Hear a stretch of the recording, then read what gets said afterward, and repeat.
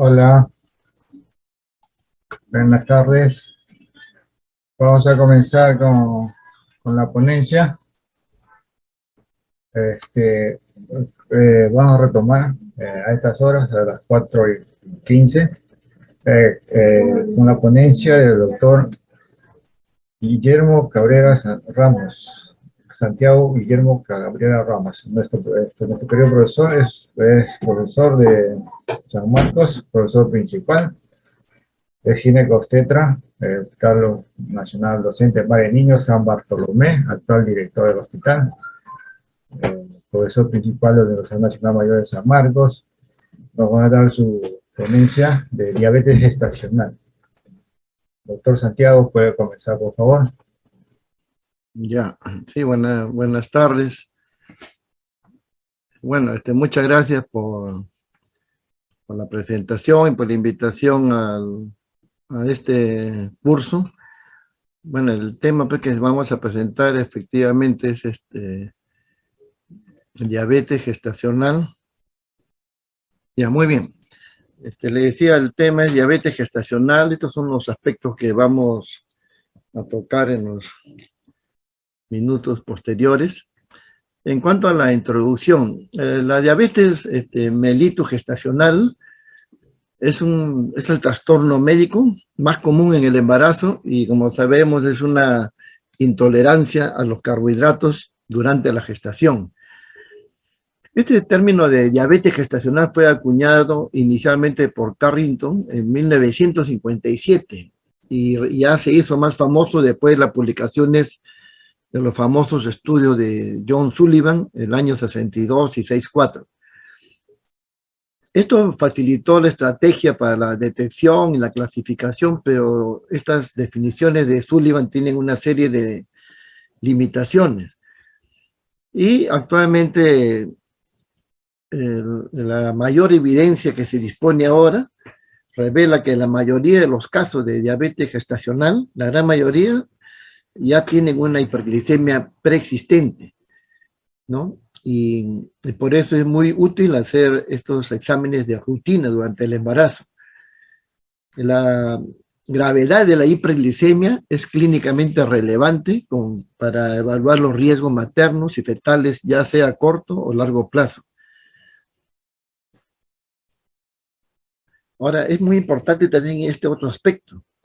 La hiperglicemia, que se detecta al inicio del embarazo, quiere decir que muy probablemente ya haya estado, pues, o de hecho está antes al momento de la concepción, ¿no? La que se detecta al inicio del embarazo, y es esta la que tiene mayor riesgo de malformaciones congénitas, a diferencia de aquella hiperglicemia que se presenta ya en el segundo o tercer trimestre, después de las 20 semanas sobre todo.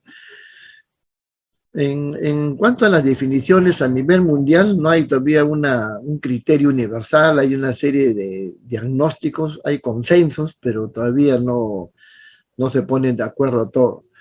Sin embargo, el grupo de estudio para la diabetes gestacional, ¿no? La Asociación Internacional de la Diabetes Gestacional, en un grupo de estudio en el 2010, que fue respaldada por la Organización Mundial de la Salud, clasifican a las mujeres que se le diagnostica diabetes mellitus por primera vez en el embarazo.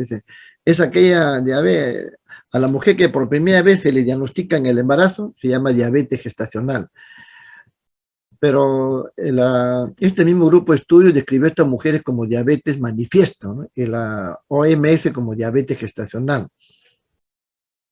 Estas mujeres a las que se les diagnostica diabetes gestacional tienen un alto riesgo y son clínicamente distintas de las mujeres con hiperglicemia menos marcada, la que, como habíamos dicho, la que tienen diabetes per se.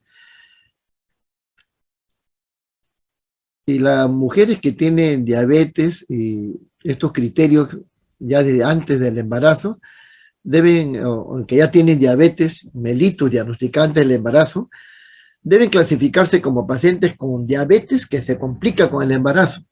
Acá la mayoría son diabetes gestacional tipo 2.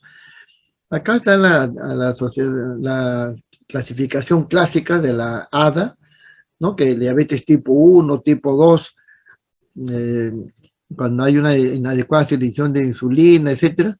Y acá dice, pues, diabetes gestacional mellitus, diabetes diagnosticada en el segundo o tercer trimestre del embarazo y que no está claramente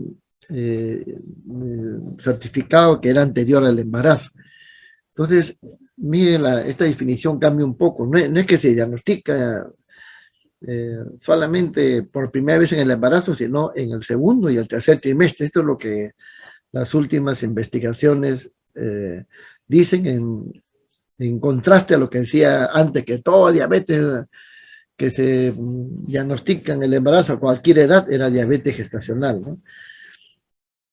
Tan es así pues que la misma ADA cataloga como diabetes preexistente o pregestacional a la diabetes tipo 1 o 2 diagnosticada antes de la concepción, y a la diabetes gestacional, ya la que hemos dicho que tradicionalmente era la que se reconocía por primera vez, pero una definición más contemporánea, más reciente, es la diabetes diagnosticada en el segundo o tercer trimestre del embarazo y que no estaba claramente presente antes de la gestación, ¿no? O sea, no, la mujer no tenía síntomas antes, etcétera. Entonces, segundo y tercer trimestre. Como ven acá, y como dice la ADA, esto no tiene en cuenta las pacientes diagnosticadas en el primer trimestre, que probablemente tengan diabetes tipo 2 y que no se ha diagnosticado adecuadamente. Entonces, y el término diabetes manifiesta, que también se va a observar, se utiliza a veces para describir el estado de diabetes de estas personas durante el embarazo. En cuanto a la epidemiología, es muy interesante porque la prevalencia documentada de diabetes gestacional varía en todo el mundo, desde el 1% hasta más del 30% de las gestantes, o sea, hasta un tercio de las gestantes, una barbaridad. Pero la falta de consenso y la uniformidad en los estándares de detección hace que todavía pues, sea difícil establecer y comparar la prevalencia entre diferentes países, entre diferentes regiones e incluso en diferentes etnias. Dentro de un país que donde hay diferentes etnias, también hay diferencia entre las etnias, como vamos a ver. Para hallar la carga actual de la diabetes gestacional, teniendo en cuenta estas variaciones, se llevó a cabo un estudio que es el más grande realizado para determinar la prevalencia global de diabetes gestacional. Este estudio se hizo entre el 2005 y el 2018. ¿Y qué arroja este estudio? Miren, en Europa sería el país con menos prevalencia de diabetes, 6.1%, pero miren las variaciones. Hay países que tienen 1.8, poquísimo, pero hay otros que tienen 31, una variación grande, eso es lo que sobresale. En América del Sur y América Central, el promedio es 11.2% y varía entre el 7 y 16. En Norteamérica y Caribe, 7. Pero acá lo que sobresale nítidamente es el sudeste asiático, que tiene 15% y varía entre 9 a 6, 18. También en el norte del África y el Asia y el África meridional también tiene una alta prevalencia, 15.2, ¿no? Entonces, hay grandes variaciones a nivel mundial. Y cada año 2 a 10% de embarazos en los Estados Unidos están afectados por el embarazo general. Imagínense, ¿no? Quiere decir, y en el Reino Unido es el 5% de las gestaciones tiene diabetes gestacional. Son grandes cifras, pues. Y en realidad hay pocos estudios en el África y América del Sur, y por eso hay que hacer más investigaciones en estas regiones. Ahora, otra cosa muy interesante que incluso aplicando los mismos criterios de diagnóstico, se han observado grandes variaciones, ¿no? Por ejemplo, que se grafica en este cuadro. Acá el azulito es de la Organización Mundial de la Salud, el NDG es la data nacional de diabetes gestacional, ¿no? De Estados Unidos. Esto es según los criterios de Carpenter y Kuster. del estudio de la Asociación Internacional para el Estudio, del Grupo de Estudio de la Diabetes Gestacional y otros. Entonces, ¿no? Cada colorcito, cada cuadradito es el criterio que se ha empleado para el diagnóstico. Y así, por ejemplo, en Singapur, que es uno de los países que más tiene, y le decía que en Noruega, en Europa había grandes variaciones entre país y país. Así es, en Noruega tiene como el 30%, pues 31% tiene en Noruega, de una de cada 3 mujeres hace diabetes gestacional. Pero si lo medimos con los criterios, ven, ya que llega acá, ¿no? Llega al 30% en Noruega, el más alto de todos estos. En el primer cuadradito de Singapur, si lo medimos con los criterios del estudio de la Asociación Internacional para el Estudio de la Diabetes, la YAD-EPCG, solamente serían 4%. Pero si lo medimos con los criterios de la Organización Mundial de la Salud, casi el 20%. Entonces, varían pues dentro de un mismo, dentro de un mismo país, empleando los diferentes criterios. Hay diferencias étnicas que le decía son muy notables.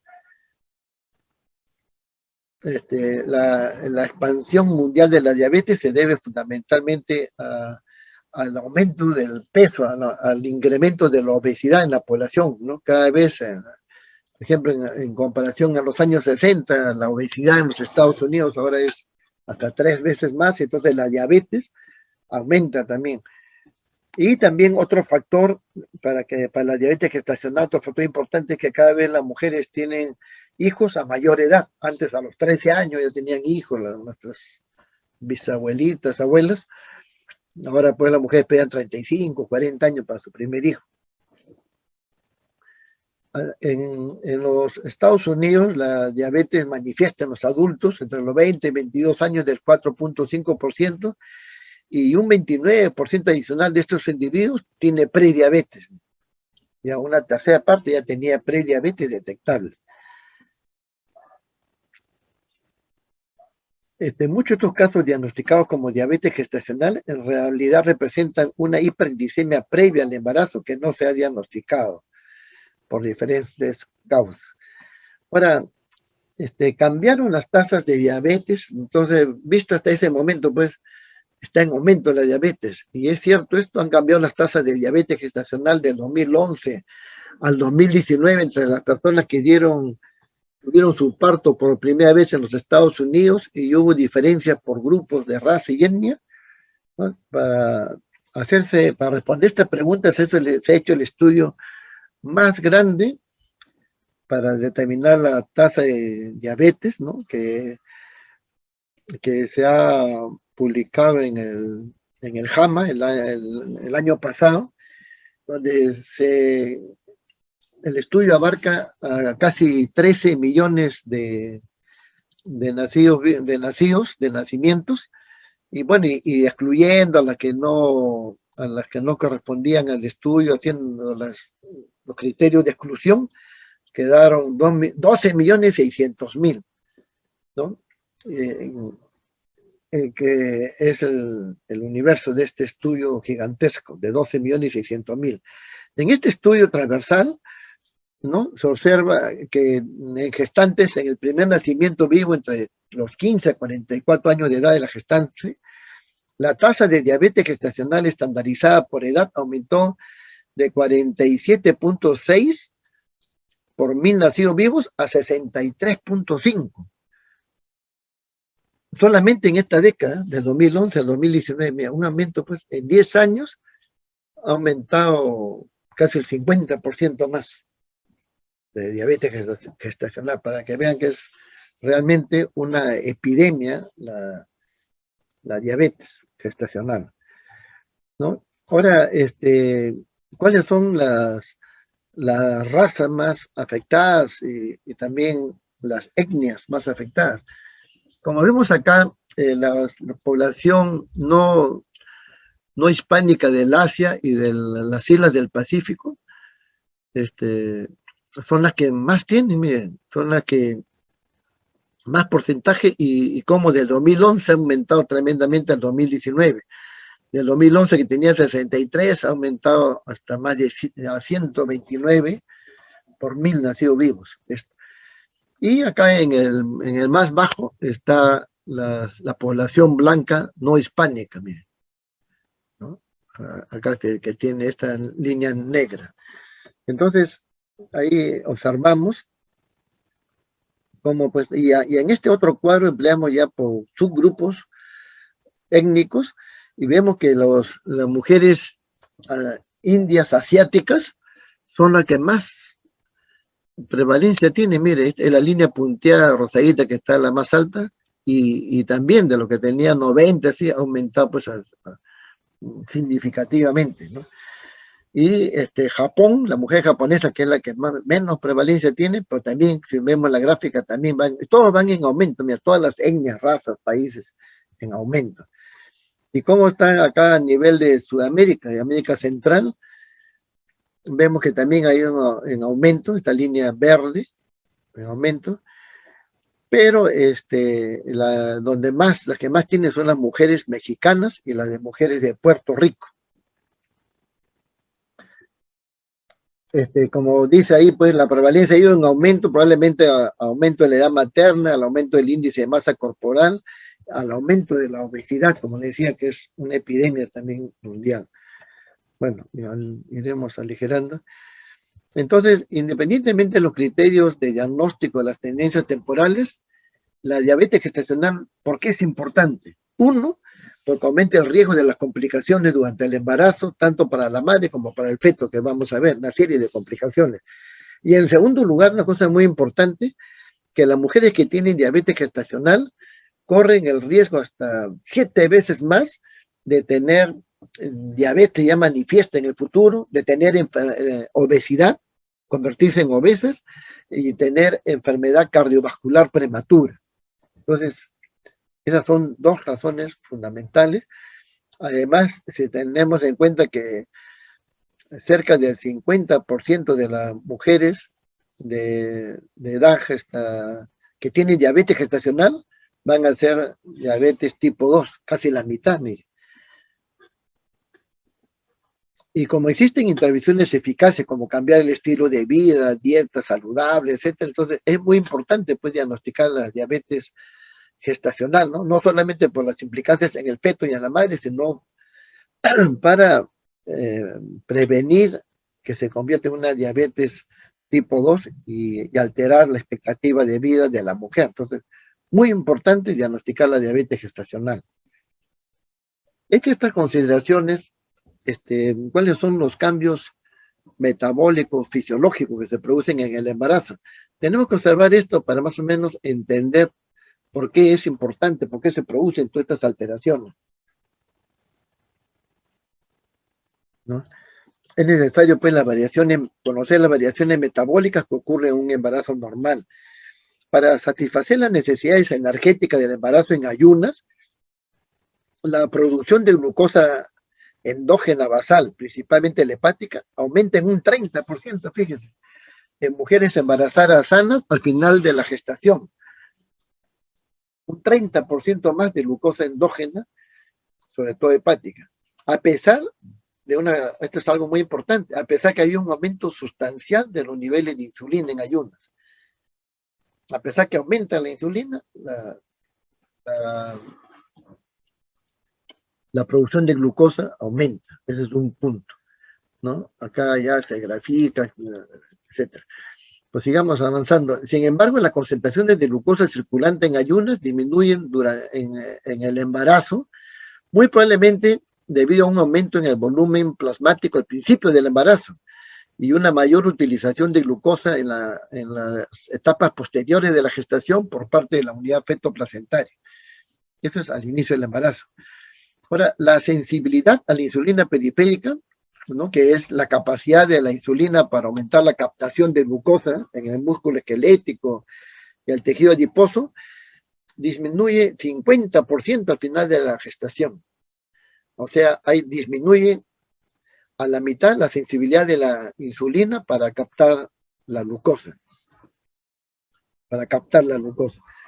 Entonces, en mujeres con tolerancia, este es otro concepto, en mujeres con tolerancia normal a la glucosa, hay un aumento de 2 a 3 veces en la secreción de insulina en respuesta a la disminución de la sensibilidad a la insulina que mantiene la euglicemia. Este es en la gestante, ¿no?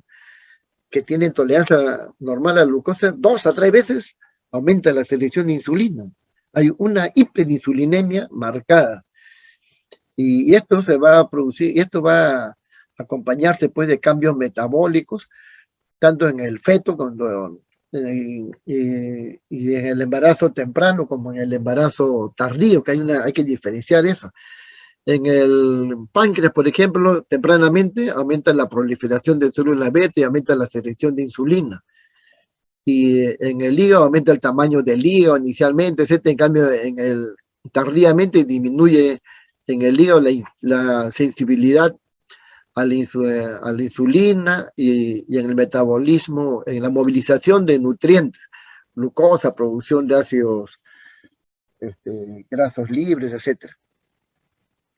¿No? Y también todo esto en un contexto de que se producen cambios en diferentes hormonas, la prolactina, el lactógeno placentario, la hormona de crecimiento, el factor de crecimiento placentario, etc.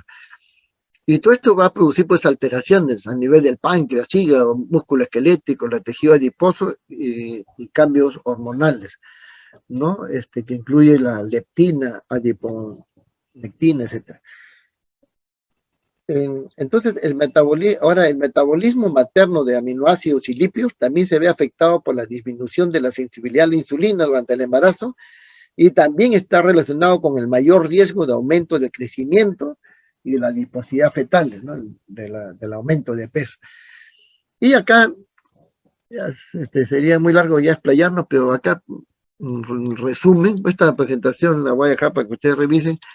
Acá hay cambios en la progesterona, en el lactógeno placentario, en la hormona de crecimiento placentario, en factores de necrosis tumoral, en la leptina, etc. Una serie, todo se ve afectado en diferentes metabolitos, etc. Entonces, hay pues cambios, aumento en la resistencia a la insulina y defectos en las células beta del páncreas. Entonces, acá, ¿qué cosa es lo que ocurre entonces? Durante el embarazo, como grafica en este gráfico, hay resistencia a la insulina. Esta resistencia a la insulina se ve, ¿por qué se produce? Por factores medioambientales como la dieta chatarra, como se dice, ¿no? El exceso de comida de mala calidad y el estilo de vida sedentaria. ¿Esto a qué va a llevar? A la obesidad. Y la obesidad va a llevar a un incremento de los ácidos grasos libres, aumento de las adipoquinas, la producción de citoquinas. También los cambios, la susceptibilidad genética, hay mujeres que tienen predisposición genética, también influye en la resistencia a la insulina. Y si a todo esto, la grasa, todos sabemos que va a producir un proceso de inflamación, también el estrés, etcétera, el envejecimiento, todo eso también contribuye a la resistencia a la insulina y todo esto va a llevar a una disfunción de las células beta pancreáticas y a la diabetes gestacional. Entonces, eso es lo que trata de explicar este cuadro. Ahora, en los factores de riesgo pre-embarazo, antes del embarazo, como por ejemplo la obesidad, las citoquinas inflamatorias, sobre todo el factor de necrosis tumoral, que fue un papel muy importante, va a producir pues una mayor resistencia de la insulina, mayor resistencia periférica a la insulina y una insuficiente producción de insulina en un inicio. Entonces, esto va a llevar a una excesiva producción de glucosa endógena, a que aumente la resistencia a la insulina en forma periférica y alteraciones de las placentas, de las hormonas placentarias. Esto a su vez va a producir aumento de la glucosa, de la producción de la glucosa y disminución de la captación de la glucosa. Todo esto va a llevar a una hiperglicemia. Se produce más glucosa y se capta menos. Entonces, esta hiperglicemia también pues se acompaña de una hiperinsulinemia, como hemos visto, y esto va a llevar a consecuencias a corto plazo y largo plazo. ¿Cuáles son las consecuencias a corto plazo? O sea, ante el embarazo, por ejemplo, la preeclampsia, una consecuencia a corto plazo. Y consecuencias, bueno, por ejemplo, la preeclampsia, la distocia de hombros, ¿no? Alteraciones en el feto, macrosomía fetal, etcétera. Y alteraciones a largo plazo, es como hemos dicho, que la mujer va a tener pues ya diabetes mellitus tipo 2, lo cual es algo muy importante para su pronóstico de vida, y también va a tener este problema de la hiperglicemia, va a ocasionar que posteriormente tenga enfermedades cardiovasculares, mayor probabilidad de infarto, etc. Y acá, en este otro gráfico, también muy interesante, vamos a ver, vémoslo claramente lo siguiente, acá en la X, en la parte horizontal, en la línea horizontal, dice la esperanza de vida, la expectativa de vida, que se refiere a los años de vida y al incremento de peso. Conforme uno va teniendo más años de vida, va incrementando el peso tradicionalmente, ¿no? Sobre todo si no hace ejercicio, etc.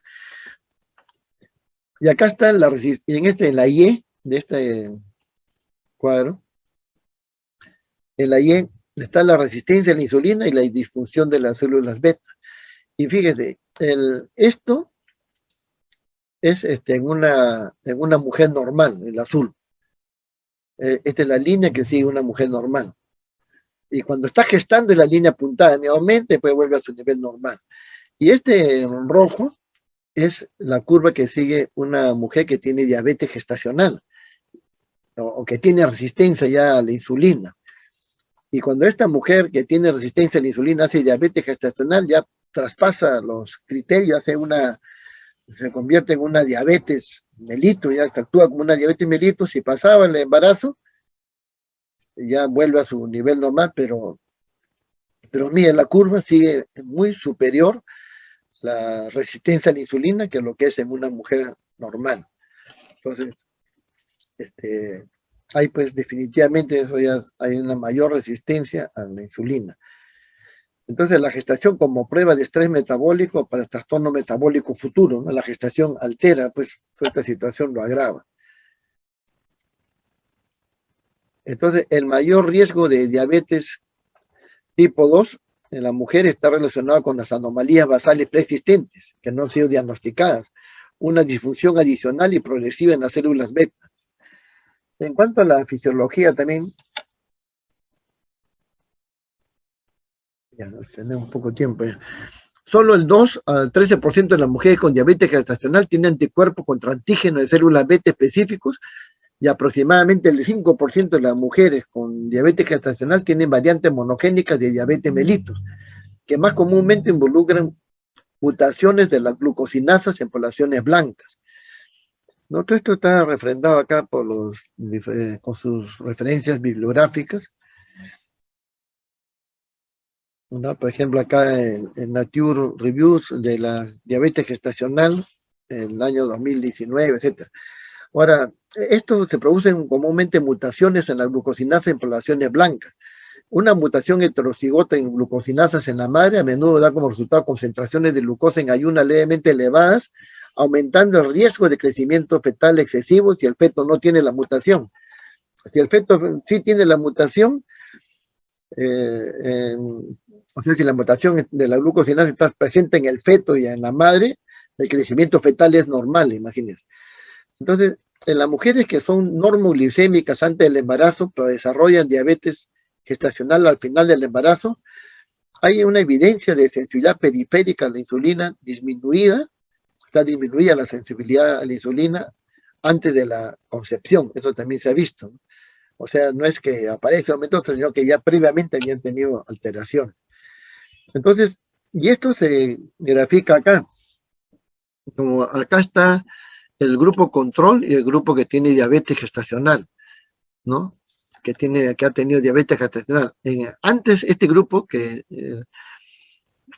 tenía diabetes gestacional, mire, el grupo control y la sensibilidad a la insulina ya estaba disminuida, las que posteriormente hicieron diabetes gestacional.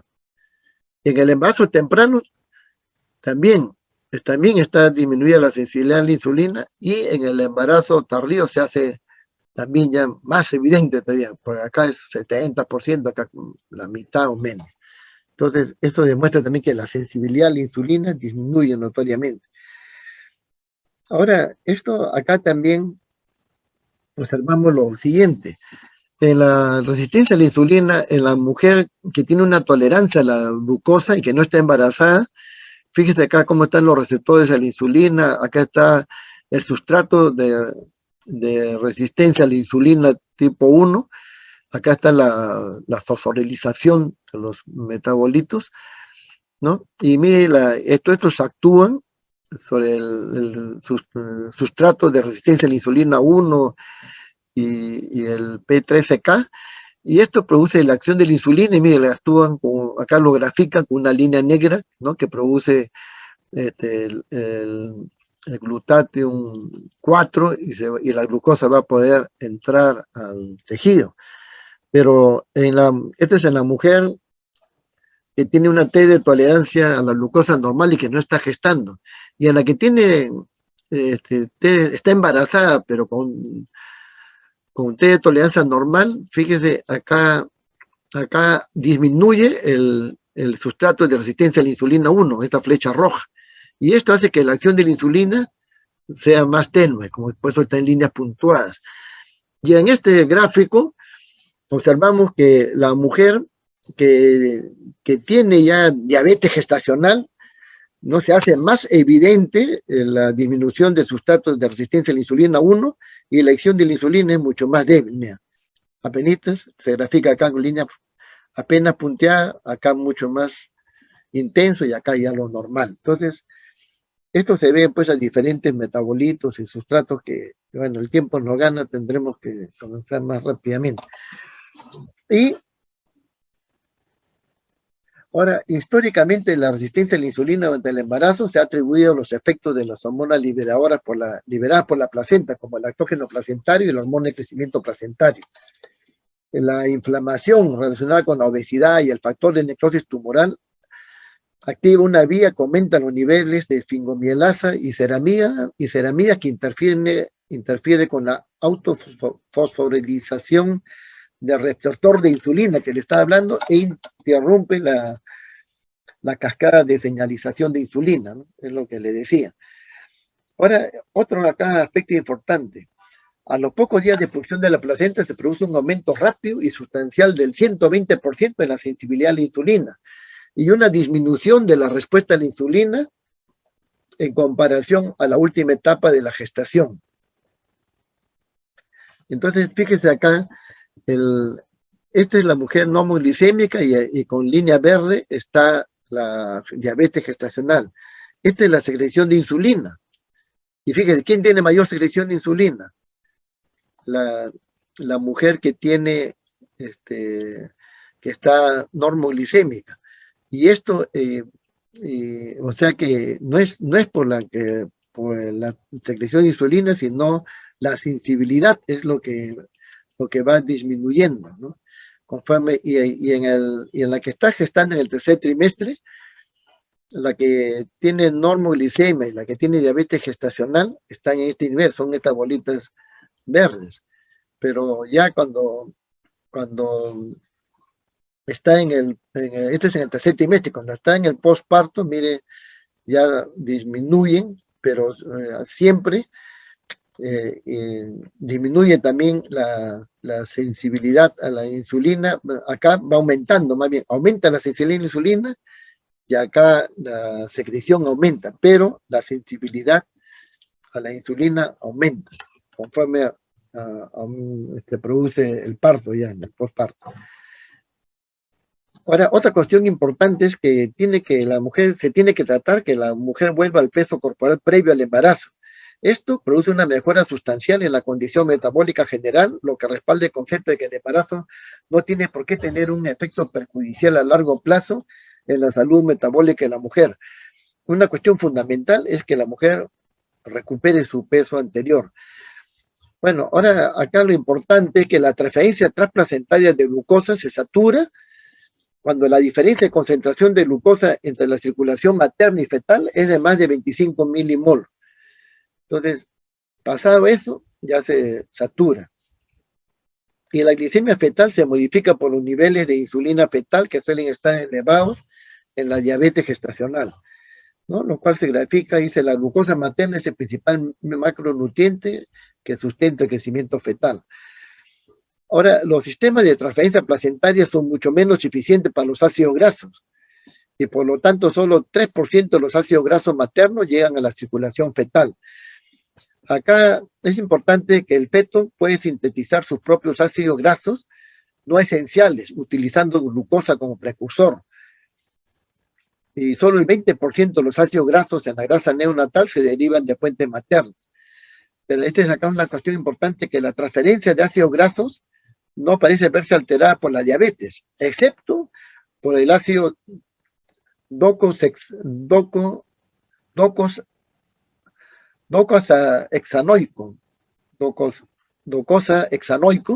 que es importante para el desarrollo del cerebro y la retina. Este es un ácido esencial.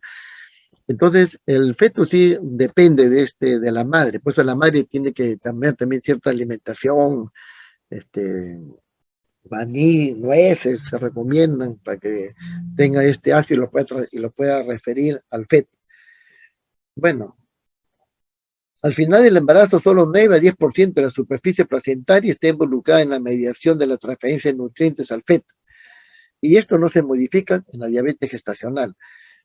En este cuadro vemos acá una cosa importante, que antes de las 20 semanas se produce la hiperglicemia. ¿Qué cosa es lo que va a llevar? Como le decía, a malformaciones congénitas mayores, situs inversos, defectos conotroncales del corazón, defectos del tubo neural, a nivel renal, agenesia renal, hidronefrosis,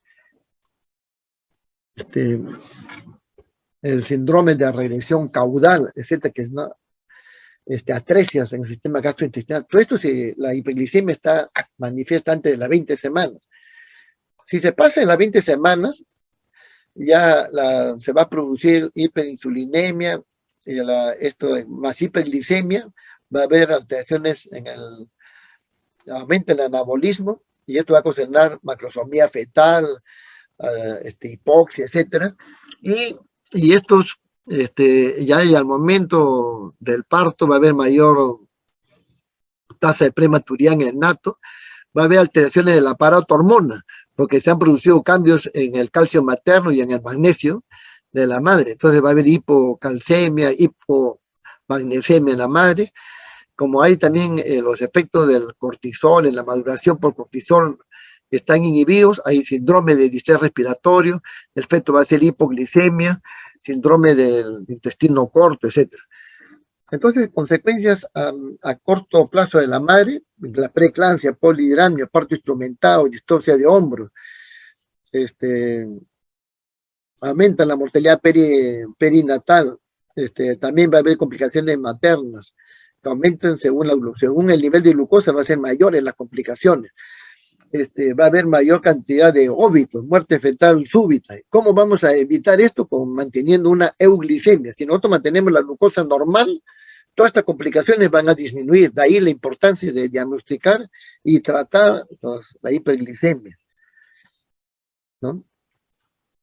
Entonces, todo eso se ve con el gran estudio, que el estudio más grande que se ha hecho de diabetes en el embarazo, para el diagnóstico del embarazo, que es el estudio APO, ¿no?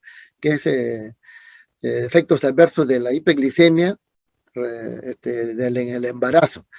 Y este estudio APO, pues, demuestra que, por ejemplo, la preeclampsia aumenta 2 veces más que en la que no tiene diabetes gestacional. En la diabetes gestacional es 9.4 contra 6.4 del parto pretérmino.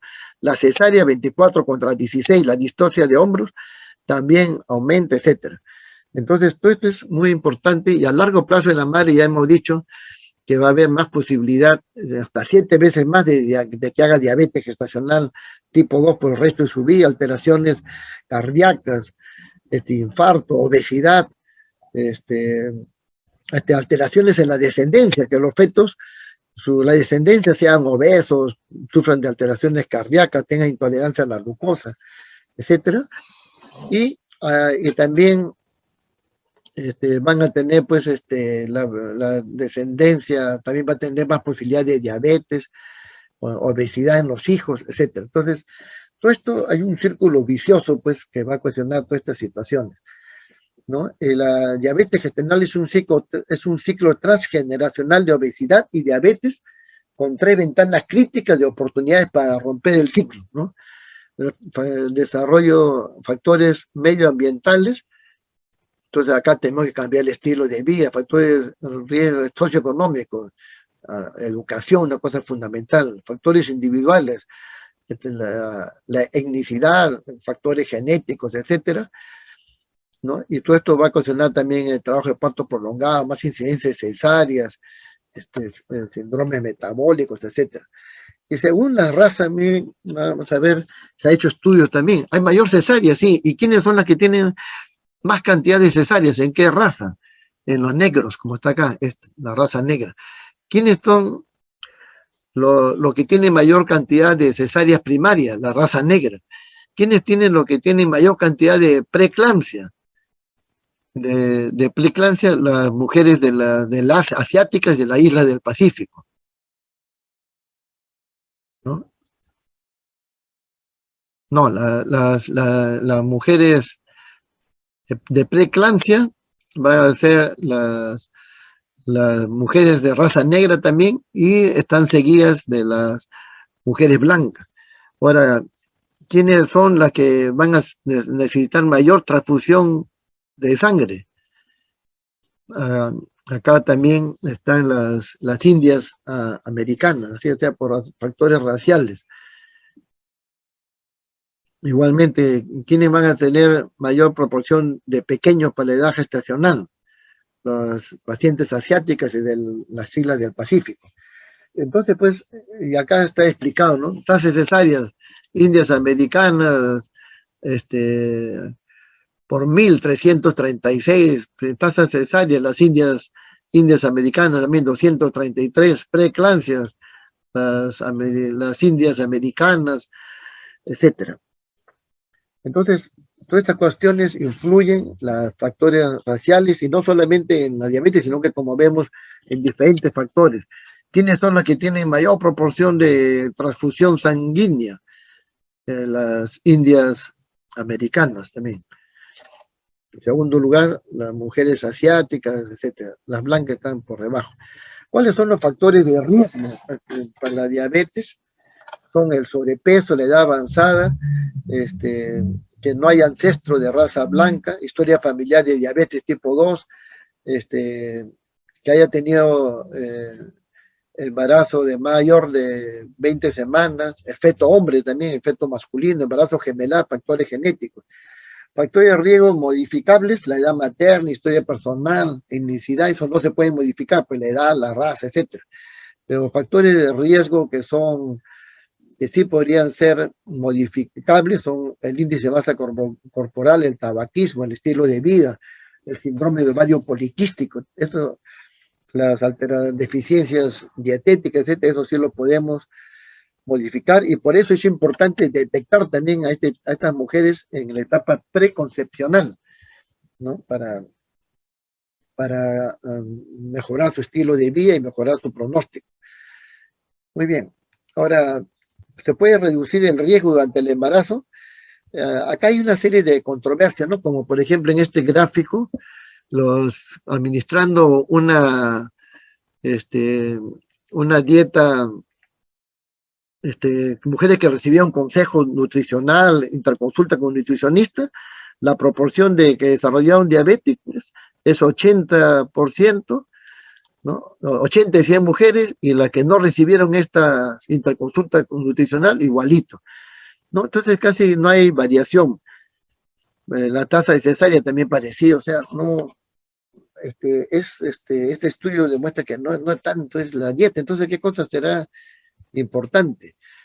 Se han hecho diferentes estudios y en realidad no hay pruebas contundentes que una dieta así específica pueda disminuir. Pero lo que sí se ha visto que el mioinositol sí tendría una importancia importante para la prevención de la diabetes.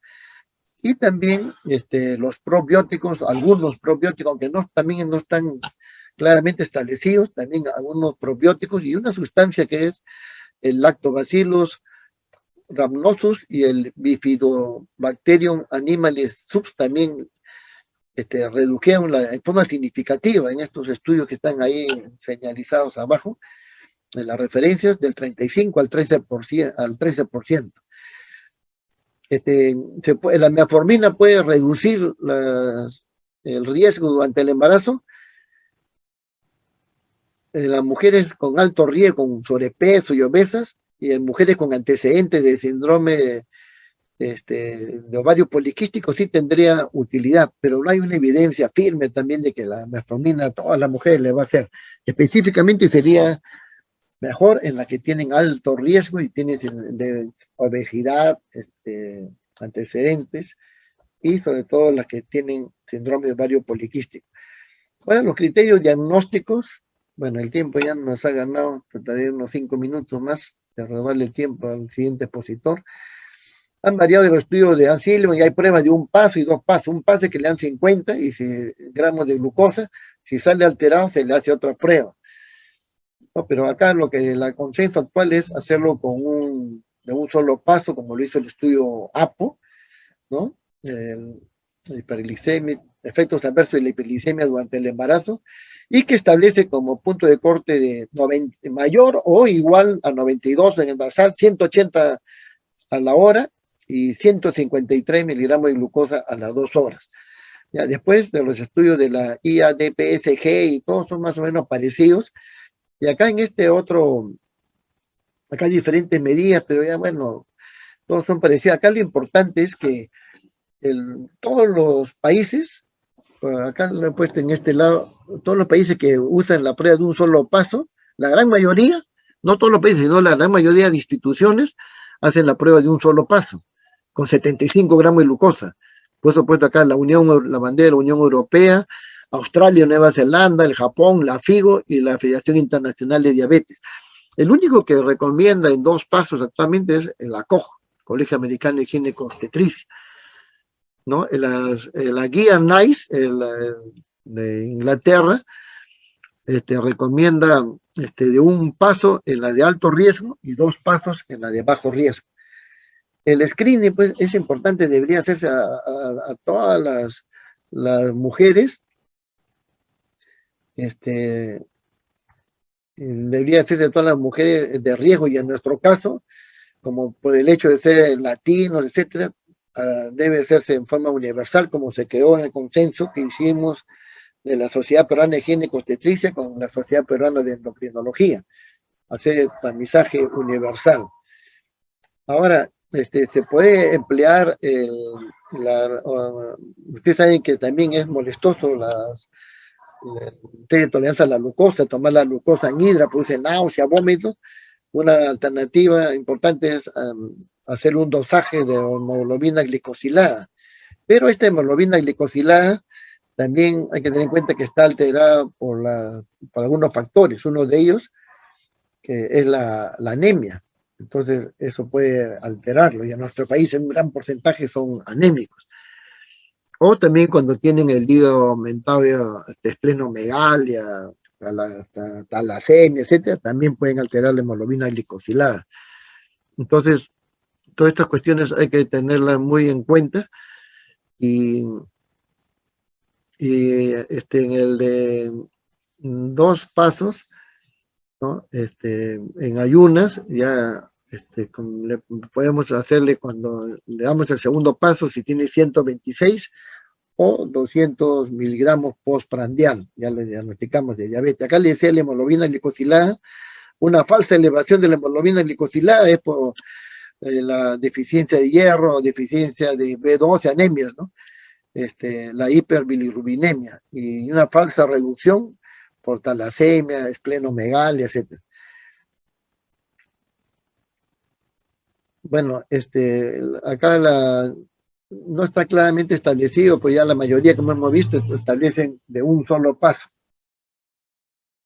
Ahora, bueno, esto ya ahí es poco controversial, y debe hacerse a todas las gestantes en el primer control, ¿no? Para diagnosticar si era una diabetes preexistente, ya muy probablemente, ¿no? O es que se desarrolla en el segundo o tercer trimestre, puede ser entre las 24 y 28 semanas, ahí debe hacerse de todas maneras, así haya salido normal en el primer trimestre.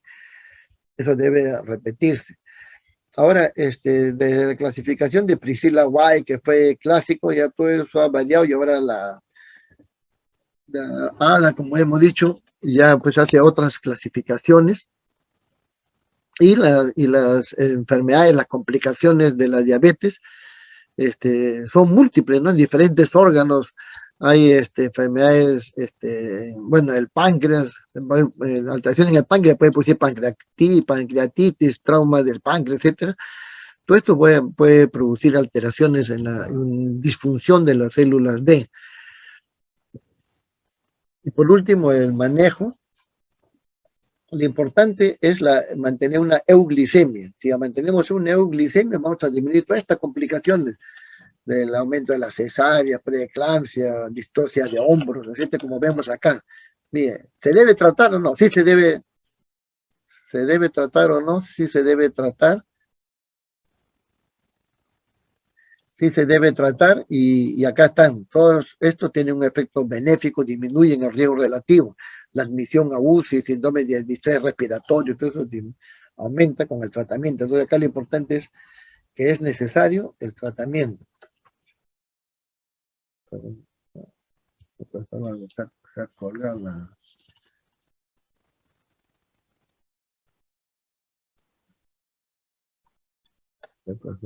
colgado. Allá. Bueno, entonces, muchas pacientes pueden alcanzar el nivel objetivo de glucosa solo con la terapia nutricional. La mayoría con dieta y ejercicio van a alcanzar el objetivo, pero la tercera parte de la mujer requerirá farmacoterapia, ¿no? Entonces, la actividad física, la farmacoterapia puede ser metformina y si no, la insulina. Y todo esto, el manejo incluye terapia médica, nutricional, ejercicio, monitoreo constante de la glucosa, monitoreo de la cetonuria, no manejo obstétrico. El manejo de la terapia nutricional también es muy importante, como hemos dicho, en cuanto, sobre todo, que la dieta debe ser 40% de glucosa, 20% de 40% de proteína y 20% de grasas. Entonces, en esa proporción debe hacerse y debe tenerse varias comidas al día para evitar los periodos de inanición y que eso aumenta la cetosis, la cetonuria, etcétera, y para eso se puede emplear, por ejemplo, la dieta de los 9, ¿no? Que haya 6, dividir toda la ingesta calórica en 6 comidas diarias, 2 comidas, la total de calorías lo dividimos en 9 y damos 6 raciones. Desayuno, almuerzo, comida, la comida principal es de 2 novenos. O sea, si es 1800 calorías al día, 2 novenos sería 400. Desayuno, almuerzo y comida, 400 cada uno, son 1200. Y las otras 3 raciones de un noveno de 1800 son 200. 3 de 200 son 600, 600 más 1200, 1800. Entonces, la regla de los 9 en cuanto a las calorías. En esa proporción que le he dicho, ¿no? 40% de los carbohidratos, las proteínas 20% por día y las grasas 40%. Bueno, ahora el ejercicio, la actividad física son fundamentales porque solamente con dieta y ejercicio se llega a un estado euglicémico normal en el 75-80% de las mujeres. Hay una serie de estudios, cuántos minutos deben hacer actividad física, etcétera. El monitoreo de la glucosa tiene que hacerse diario y varias veces, en ayunas, después de las comidas y también en la noche. Pero si es una mujer con dieta y en 2 semanas ha mejorado su glicemia, ya se puede reducir el número de mediciones de glucosa. Y también si no mejora con la dieta y el ejercicio en 2 semanas, y al contrario, la glicemia se mantiene por encima de 100 o está en ayunas, y más de 140 postprandial, hay que pensar ya en un tratamiento farmacológico con metformina inicialmente, ¿no? Y de acuerdo a eso, de acuerdo a cómo vaya, habrá que administrar insulina. Ahora, también tiene que ver mucho a qué paciente ya le vamos a dar tratamiento farmacológico, a cómo está el peso del feto. Para eso es muy importante la determinación del peso fetal mediante ecografía. Entonces, si el feto está por encima del percentil 75 en la circunferencia fetal del feto, en la ecografía, ahí hay que darle tratamiento farmacológico. Pero si el percentil de la circunferencia abdominal del feto está menor del percentil 75, podemos posponer el inicio del tratamiento farmacológico. O sea, hay varios criterios, pues. También iniciamos la farmacoterapia, como dice, cuando más del 30% de los valores de glucosa en sangre en una semana están por encima de los umbrales de glucosa objetivo. Más del 30%, ahí también tendremos que dar tratamiento farmacológico. Ahora, esto en cuanto a aparte de la insulina, los hipoglicemiantes orales son la metformina y las sulfonilurias. Ahora dice, no se recomienda el uso de otros hipoglicemiantes, aparte de esto no se recomienda porque hay hipoglicemia neonatal, complicaciones fetales inesperadas, etc. Ahora, acá están los diferentes tipos de insulina. El tratamiento médico principal ha sido, pues, la insulina es eficaz y segura para el feto, ya que la insulina no atraviesa la barrera placentaria. En cambio, la metformina, la glibenclamida, sí atraviesa la barrera placentaria, puesto que la glibenclamida, a pesar que disminuye los niveles de glucosa, no se recomienda, ¿no? Entonces, esa es una cosa muy importante también.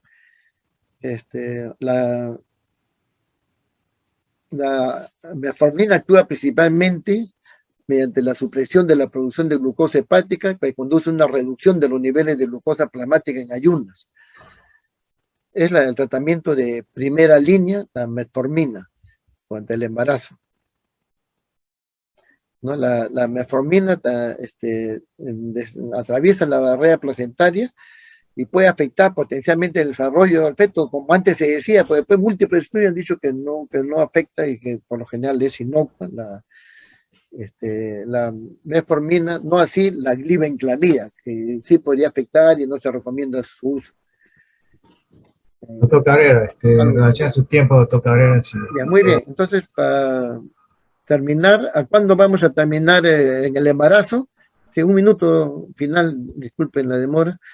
¿Qué vamos a hacer entre el embarazo? Vamos a medir, a controlar el bienestar fetal, porque hay puede haber muerte fetal súbita, entonces hacemos test no estresante a todas las gestantes durante a toda la diabetes gestacional. Hemos dicho que los órganos blancos son defectos conotroncales del corazón y defectos de cierre del tubo neural. Por lo tanto, hay que hacerle una ecocardiografía a todas las diabetes gestacionales y una neurosonografía, ¿no? Para ver si hay uno de estos defectos. Y también no olvidar que si hay polihidramios, ese es otro signo que indica que es de grave riesgo o de mayor riesgo si tiene polihidramio la mujer gestante. Y en cuanto al término de la gestación, la COG y todo recomienda que si no hay ningún problema, debe hacerse a las 39 semanas. Y es más, la COG también recomienda que si todo está normal, la glicemia está normal, etcétera, se puede esperar inclusive hasta las 40, 41 semanas. Si hay algunas alteraciones en la glucosa, etcétera, ahí será necesario ya quizás hacerlo antes de las 39 semanas, pues en la gran mayoría de los casos a las 39 semanas. Y si es necesario administrar corticoides, hay que tener en cuenta que esto va a afectar gravemente y aumenta significativamente la glicemia, administrando la betametasona, la dexametasona y sobre todo 5 horas después. Y su efecto dura hasta una semana. Entonces, en esos casos se recomienda administrar, pero con hacer un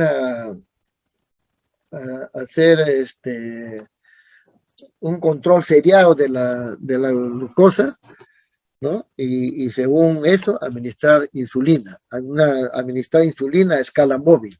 Cuando administramos